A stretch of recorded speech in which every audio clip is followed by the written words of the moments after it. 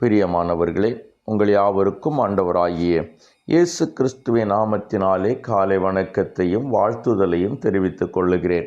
கர்த்தருடைய கிருபை நம் அனைவரோடு கூட தங்கியிருப்பதாக. இந்த நாளின் காலை வேளையிலும் கர்த்தர் நமக்கு தருகிற வேத வார்த்தை செப்பனியா தீர்க்கதரிசியின் புஸ்தகம் 3வது அதிகாரம் 15வது வசனம்.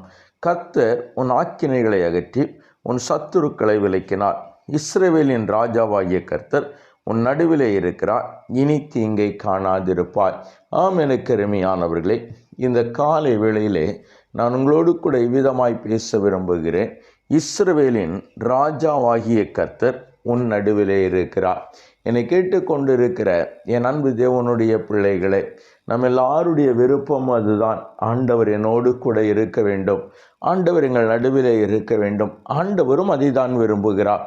கர்த்தர் இஸ்ரவேலை தம்முடைய ஜனமாகிய அவர்களை கானான் தேசத்திற்கு எகிப்திலிருந்து கூட்டி வரும் பொழுது வனாந்திரத்திலே மோசையோடு கூட சொன்னது தான், நான் இஸ்ரவேலின் நடுவிலே கடந்து வருவேன் என்று சொல்லி அவர் ஜனங்கள் நடுவிலே வசிக்க விரும்பினார். இதை அவர் இன்றைக்கும் அவர் விரும்புகிறார், அதை செய்து கொண்டிருக்கிறார். ஒரு வேத வார்த்தையை நான் உங்களுக்கு ஞாபகப்படுத்தி கடந்து போகலாம் என்று நினைக்கிறேன்.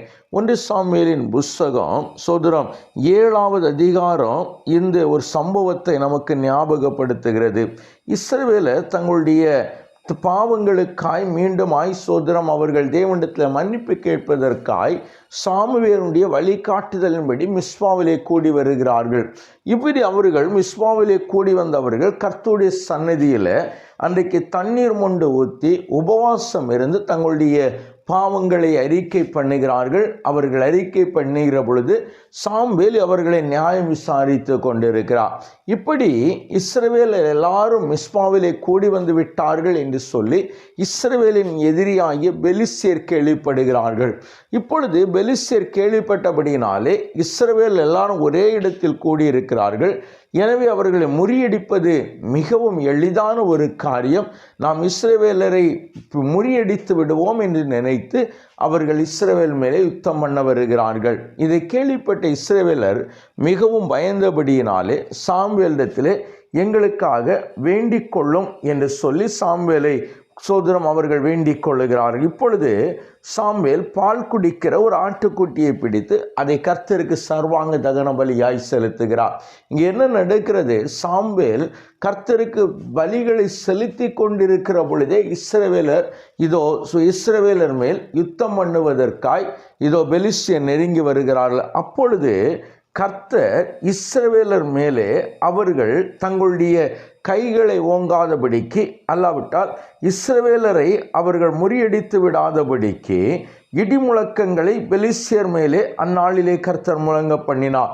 பெரிய இடிமுழக்கங்களை முழங்க பண்ணி அவர்களை கலங்கடித்ததினாலே அவர்கள் இஸ்ரவேலுக்கு முன்பாக அவர்கள் விழுந்து போனார்கள். அப்பொழுது இஸ்ரவேலர் மிஸ்பாவில் இருந்து அவர்களை பின்தொடர்ந்து போய் பெத்காராம் பள்ளத்தாக்கு வரைக்கும் அவர்களை முறியடித்து அந்த பெலிஸ்தியர் அதன் பிறகு இஸ்ரவேலின் எல்லைகளிலே வராதபடிக்கு அவர்கள் தாழ்த்தப்பட்டார்கள். சாமுவேலுடைய காலம் முடிகிற வரையிலும் இவ்விதமான ஒரு சூழ்நிலை தான் இருந்தது.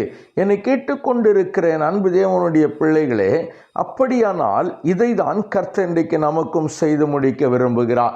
இதை தான் கர்த்தர் இன்றைக்கு நமக்கும் செய்கிறார். நம் நடுவிலே கர்த்தர் இருக்கிறபடியினாலே நமக்கு விரோதமாய் எழும்புகிறவைகள் அத்தனையும் அவர் முறியடித்து நமக்கு விரோதமாய் எழும்புகிறவனுடைய கையிலிருந்து நம்மை நீங்களாக்கி அவர் நம்மை சுகமாய் தங்க பண்ணுவது மாத்திரமல்ல, அதன் பிறகு அந்த காரியங்கள் நம்மை தொடராதபடி நம்முடைய எல்லைகளில் இருந்தே அவர் விலக்கி போடுகிறார். என்னை கேட்டுக்கொண்டிருக்கிற அன்பு தேவ திருச்சபையே, அப்படியானால் இவைகள் நமக்கு உண்டாயிருக்கும்படியாய் கண்களை மூடி ஜெபிக்கலாமா? ஜெபம் செய்வோம். எங்களை நேசிக்கிற எங்கள் நல்ல தகப்பனே, இந்த நல்ல வேளைக்காய் நாங்கள் உம்மை நன்றியோடு துதிக்கிறோம். ஆம் ஆண்டவரே, நீர் எங்களுடைய தெய்வம் அல்லவா? தெய்வத்தின் கிருபைகளுக்காய் நன்றி. இப்பொழுதும் என் ஆவியானவர் எங்களோடு கூட இருக்கிறேன். என் தேவ மகிமை எங்களை பாதுகாத்து கொள்ளுகிறபடியினால் நன்றி. ஆண்டவரே, நீர் எங்கள் நடுவில் இருக்கிறீர் என்று சொல்லி எங்களுக்கு வாக்கு கொடுத்திருக்கிறீர். ஆண்டவரே, எங்கள் நடுவிலே கர்த்தர் இருக்கிறபடியினாலே, எங்கள் நடுவிலே நீர் வாசம் பண்ணுகிறபடியினாலே நாங்கள் எதை குறித்தும் பயப்பட வேண்டியதோ, எதை குறித்தும் கலங்க வேண்டியதோ இல்லை. காரணம், என் ஆண்டவர் எங்களுக்காக யாவற்றையும் செய்து என் ஆண்டவர் எங்களை சுகமாய் நடத்த பண்ணுகிறீர் அல்லவா. உமக்கு நன்றி ஆண்டவரே.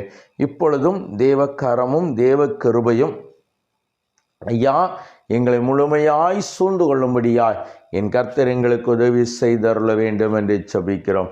நிறைவாய் நடத்தும், பொறுப்பெடுத்துக் கொள்ளும். உம்முடைய கிருபை மாத்திரம் தாங்கட்டும். இயேசுவின் நாமத்தில் ஜெபிக்கிறோம் எங்கள் ஜீவனுள்ள நல்ல பிதாவே. ஆமேன், ஆமேன், ஆமேன்.